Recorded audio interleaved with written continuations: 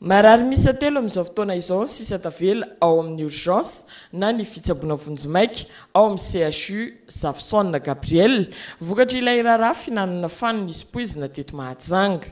Amin'ny ankapobeny tsy misy ahina intsony momba ny fahasalamana ireo olona roa efa tao taloha fa ny iray kosa vao tonga omaly alahady. Ankoatr'ireo moa olona miisa 80 no nampiakarina any ambony. Tsy misy mampiayay ny toe-pahasalamana fa raha maso akaiky ao amin'ny service viscéral sy urologie hatramin'ny 12 Mey lasa teo. Natao izany mba hisoroana amin'ny fianaky ny aretina sy ny fiparitahana.